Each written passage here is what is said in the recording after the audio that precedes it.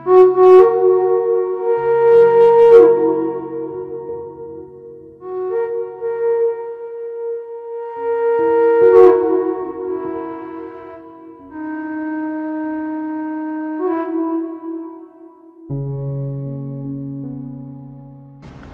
जय श्री राधे सभी को। पूज्य डोंगरे जी महाराज श्रीमद् भागवतम में बता रहे हैं कि एक दिन जब गुरु जी नहीं थे तो प्रहलाद जी ने दैत्य बालकों को ज्ञान सुनाया। सुन के बालकों ने प्रहलाद जी से पूछा, अगर हम वृद्ध अवस्था में भजन करें तो? प्रहलाद जी ने कहा कि भजन युवा अवस्था में ही हो सकती है।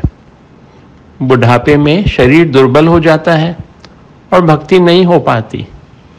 बालकों ने पूछा, तो फिर हम अभी से भक्ति क्यों करें, युवा अवस्था में ही कर लेंगे। प्रहलाद जी कहते हैं, यौवन में मनुष्य इंद्रियों से प्यार करता है, वह इंद्रियों के वश में हो जाता है। युवा अवस्था में वह कई प्रकार के मोह में फंस जाता है। सुख भोग और इंद्रियों के लालन में उसकी आयु नष्ट हो जाती है। वैसा तो आत्मा इंद्रियों का स्वामी है, पर तो भी मनुष्य इंद्रियों का दास बन जाता है। श्री डोंगरे जी कहते हैं, बड़े बड़े विद्वान भी सारा दिन धन के पीछे मारे मारे फिरते हैं और रात को काम सुख में पड़े रहते हैं। विद्या का फल तो है हमें मानसिक पीड़ा से बचाकर प्रभु प्राप्ति की तरफ ले जाए।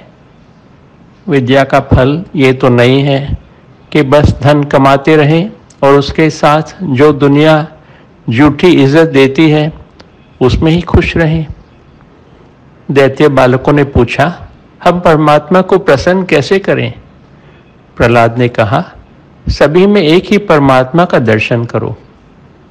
अपने दैतव्य, आसुरी संपत्ति, आसुरी भाव का त्याग करके सभी प्राणियों के प्रति दया करो, सबकी भलाई करो।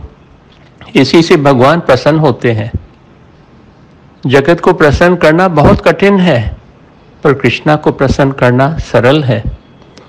प्रभु जब कृपा करते हैं तो मनुष्य की आसुरी बुद्धि नष्ट हो जाती है।